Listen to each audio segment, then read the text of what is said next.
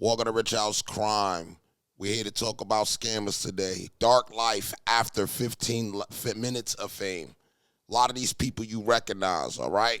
Let me know where you're located and let me know if any of these people impacted you in any kind of way. And without further ado, let's get right into this video and let's get it. This is going to be a two-parter, guys, so make sure you stick around for part two. Whether they wanted to be famous or it happened by accident, these viral stars went from regular people to having millions of followers overnight. However, the quicker the rise, the sharper the fall. And today we are going to discuss how these people used their 15 minutes of fame and how nearly all of them ended in disaster. Wow. Starting with the Backpack Kid, who is a perfect example of making all of the wrong— I'm gonna keep it 100 with you. I didn't know that this kid actually created that dance. Like, my son did the dance, all my nephews and nieces, they did all of that. So I never knew that he did the dance. Decisions during a brief stint in popularity. Before TikTok became the go-to app to share mediocre dance moves to a global audience, 16-year-old Russell Horning was bored, uploading dance videos to Instagram with zero expectations. Initially, that was a weak-ass Millie Rock. I'm just gonna say what it is. That was a weak-ass Millie Rock. His signature dance style was funny. His core was stiff, his lanky arms just kind of flailed around while he stared emotionless into the camera. Additionally, he often wore goofy outfits and chose to dance to silly songs. He getting it though. Hey. Russell was extremely recognizable after watching just one video, which led to him gaining a small following on IG. But his entire life changed when Rihanna posted one of his videos to her 54 million followers. Wow. She tagged Russell in a post celebrating her Grammy nominations, and he gained over 40,000 followers in one day. That's to capitalize on the momentum, Russell pumped out as many dance videos as he could, skyrocketing him up to over 500,000 followers. There was one particular dance, called the Floss, that seemed to get him the most views, with many people falsely crediting him as the inventor of the move. However, his videos were not getting shared because he was an excellent dancer, but rather because he was a meme. Whenever he did collaborate with other dancers, he was often seen as the weakest one. Despite this, opportunities were being thrown his way because of his follower count. Like when Katy Perry personally requested that he dance for her Saturday Night Live performance in May of 2017. Russell absolutely stole the show, flossing aggressively while staring deadpan into the souls of millions of live viewers. He also strategically chose to wear a backpack, rebranding himself as the Backpack Kid. The SNL appearance gained him millions of followers, and the floss became a global dance craze. Y'all remember the fidget spinners? I didn't get this, bro. I was just thinking that everybody was on drugs or something. I didn't know what was going on. The Backpack Kid was an internet sensation, but he made a few key mistakes that ultimately led to his downfall. Firstly, Russell took every interview and press opportunity he could get. Viral stars will get thousands of dollars thrown at them just to do collaborations with media outlets, podcasters, or live entertainment companies. So what, you were just getting paid to go show up at parties and shit like that? Yeah, clubs and parties and festivals and performances and stuff. So you just pop out on stage, you do the dance, everybody goes crazy. Yeah. That's pretty much how it goes? Yeah. That's tight. How much can you get to go to a club, if you don't mind letting us know?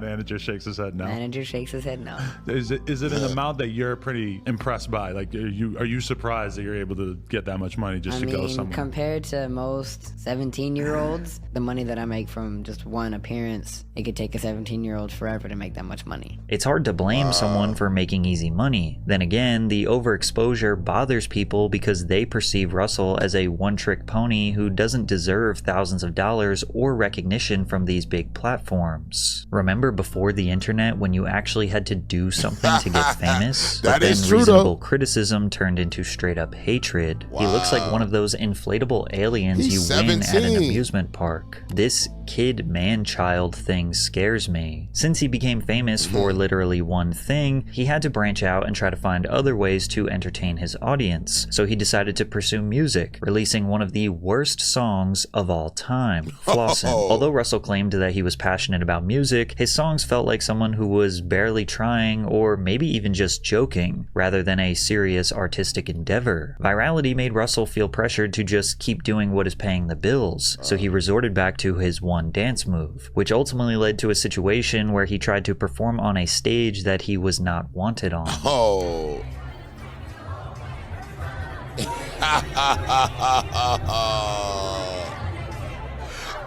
Whether it be main character syndrome or just a simple He is not supposed to be on that stage at all. That is not the stage for that misunderstanding, boy, his dance man. move lost all of its appeal, and doing it made him seem like he was desperately hanging on to his viral moment, which was made 10 times worse when he filed a lawsuit against Fortnite for putting the dance in their game. It was really my mom and my management that did the lawsuit. I'm kind of just a kid having fun in life. I'm just letting the adults do all the busy work. I don't really know the law like that, so I can't really say if they're like taking advantage of me or anything like that. Yeah, they are. But like from a mom standpoint, like a manager standpoint, they think that they're taking advantage of me. A couple days after the lawsuit was filed, videos dating as far back as 2011 were resurfaced showing people who were doing the dance long before the Backpack Kid. Simply put, he did not own the dance, and many viewed it as one final attempt to cash in on his fading relevance. Unsurprisingly, Russell and his team voluntarily dismissed their lawsuit shortly after. The Backpack Kid's 15 minutes of fame were officially over, and despite being hated by the masses and falling off to the point where he receives less than 1,000 views per video, these days, happier than when he was at his peak. He is pursuing music more seriously and remains dedicated to pushing out a positive message to the world. But as I got older, I started having a more mature mindset on money. I realized that it's important to choose good decisions on how to spend your money.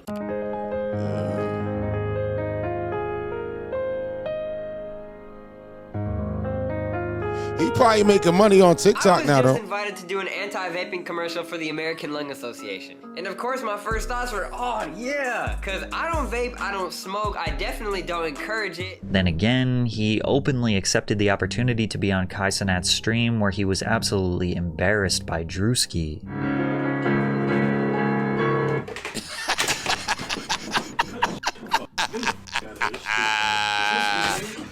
Sure, this was just a skit, but Russell was the butt of the joke once again. Becoming a viral star at age 16 is definitely difficult to manage. Maybe he was just young and misguided. However, the same justification cannot be made for Salt Bae, who is a grown man that should have known better than to be acting like a fool. In 2017, a video of Turkish chef Nusret Göçe went viral. I never got it. Like, this is too much salt. This amount of salt is way too much for me, so. Of him dramatically slicing steak, then sprinkling salt from his fingertips down his forearm and onto the meat. What made this so ridiculous was his dedication to making salt sprinkling look like some sort of fancy artistic technique. Combine that that's nasty if you think about it, that it's going off his arm. with his handsome Johnny Depp resemblance, and the internet gave him the nickname Salt Bae. Salt Bae didn't just embrace the meme, he became it. He continued posting obnoxious videos of him caressing raw meat, dancing with raw meat, and of course his signature salting. He was shouted out by celebrities like Leonardo DiCaprio, Drake, and even cooked for the King of Jordan. The internet fame didn't just gain him followers, it launched his career as a global restaurant owner. He launched and expanded his Nusret Steakhouse empire to over 20 locations worldwide, racking up tens of millions of dollars in revenue. However, with more exposure comes more criticism. Many began to wonder if he was actually this mystical, passionate culinary artist, or just another guy trying to cash in on some fame. One major critique was the outrageous prices at his restaurants that had patrons feeling more scammed than served. Take the Salt Bae Golden Experience, for example, where Salt Bae will personally serve you your food with a show. A single tomahawk steak costs nearly $1,000 and a burger will set you back almost $200. Now the prices are so high because the food is covered in edible gold, which sounds fancy until you find out that the gold is worth a measly $10. Then again, rich people blowing insane amounts of money on dumb things isn't exactly shocking. If anything, it fits his brand perfectly. This is the guy who made something as simple as sprinkling salt look like that is, I could see the hair coming off his arm. It's like, I feel like arm dandruff. And Michelangelo chiseling the final details onto David. However, the real reason people turned on Salt Bae was much more embarrassing than a $200 burger. At the 2022 World Cup, after Argentina defeated France, Salt Bae somehow ended up on the pitch celebrating the victory with the team. How did he even get there? Cameras caught him pulling on Messi's arm, practically forcing him into a handshake. Messi, the greatest football player of all time, clearly was just wanting to move forward, but Salt Bae would not let go. Messi finally gave in and shook his hand just to get it over with, but Salt Bae held on tight and pulled him into a photo. You can see it all over Messi's face that he had no idea who this guy was or why he was even there. It was clear Salt Bae was trying to steal this big moment for himself, but it gets worse. He grabbed the World Cup trophy like he won the damn thing and even did his signature salt sprinkling move over it. As if that wasn't cringy enough, he was posing for pictures with players with their medal in his mouth. These players dreamed and worked their whole lives for this once-in-a-lifetime moment, only for some clout chaser to steal some publicity to promote his overpriced steaks. He responded to the backlash with an apology, claiming he didn't step on the pitch for advertising reasons, but the damage was already done, and Salt Bae's 15 minutes of fame were over. Salt Bae has shut down multiple restaurants after the hype has died down. Many of his remaining locations are drowning in poor reviews, and his London restaurant is down 4.3 million euros as customers have realized his food is way overpriced. Salt Bae has resorted to selling his high-end food online now. In May of last year, people started to notice that his steakhouse was listed on Deliveroo and Uber Eats, selling his Salt Bae tomahawk for $500 and a strip loin for almost $900, proving he really hasn't learned from his critics. Then again, there are plenty of rich people out there willing to waste money on overpriced food just because they can, and his virality and social media following alone will easily keep him in business for the rest of his life. But if you think Salt Bae was making a fool of himself, it doesn't even remotely compare to the Island Boys, whose fall off is much more disgusting than you could ever imagine. The Island Boys are a duo made up of twin brothers Alex Fly Soldier and Frankie Kodiak Red, two aspiring Florida. Hey, yo, anybody that wear fake hair and all that, I just think you a goofy. I think grow your hair naturally. They're just two goofies. If you agree, right, goofies. Men covered in face tattoos who blew up overnight in 2021 after they posted a TikTok video of them freestyling in a hot tub. Oh, I'm an island boy. I'm just island boy. I'm just island boy. I'ma get Kiwi. People couldn't decide if the tune was the worst thing they'd ever heard or low-key kind of a banger. I'm an island boy.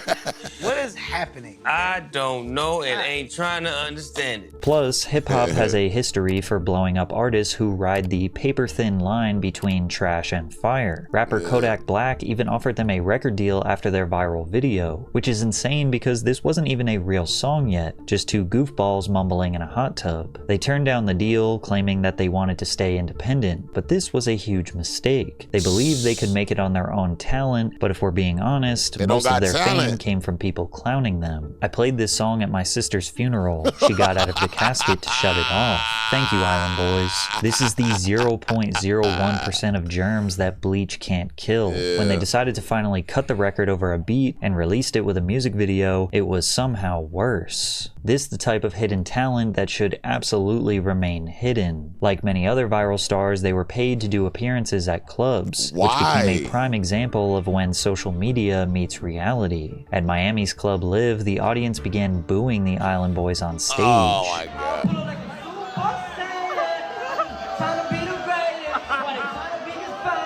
Once music fans realized the Island Boys had no capability of making a somewhat decent song, there was really no reason to pay attention to them, and their 15 minutes of fame was about to be up. The boys needed a new way to profit from their fame, so they began selling personalized videos to fans on Cameo, which apparently was very lucrative according to their previous manager. They owe me about like $150,000. From what? Your percentage of the Cameo money? Yeah. Is that the only money they're bringing in? Mostly, maybe a little bit on TikTok, but I mean, it's pretty much run dry at this point. Right. How many cameos are they doing? When I was with them, they was coming in hot. They were viral. Like it was going like 2-3 hours a night, straight cameos. But with them spending all of their money on designer clothes, jewelry, cars, and mansions, they needed to keep going viral to maintain this lifestyle, which almost always resulted in them making absolute fools of themselves on the internet. Yeah, she likes the way you look. She thinks you looks good. What? They also might have needed some money to hire security because the gangster persona was not convincing enough. At all.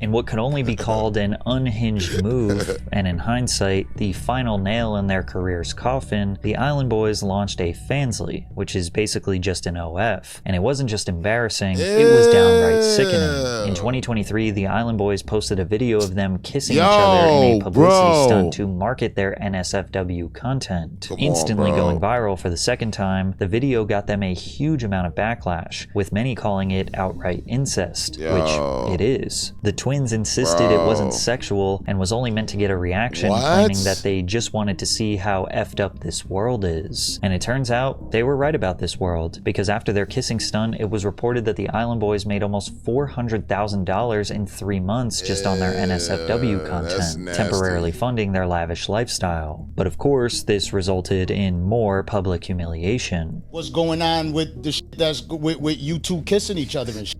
Bro, shut your ass up before I break this shit. Dude, hey, yo, that ass, I would love to see you try that shit. Bro, what are you talking about? I would love to see you try that shit. Who the f*** are you standing up in front of the The desperate attempts to remain in the spotlight, combined with a severe lack of talent and expensive lifestyle, has led to incredibly lows for the Island Boys. Kodiak Red was arrested for drug possession and an illegal firearm during a traffic stop. During the stop, a plastic bag containing white pills was found on the passenger side floorboard in plain view. The pills were identified as oxycodone. A further search of the vehicle uncovered a brown handbag containing a handgun with its serial numbers removed, along with a cut straw with a white powdery substance. These days, they pretty much spend all of their time promoting their NSFW content, and trust me when I say they went, bro, alright, this is part 1, y'all. If y'all want to watch part 2, you know there is more. Y'all let me know. Make sure y'all subscribe, hit the top bell, and I'll see y'all on the next one.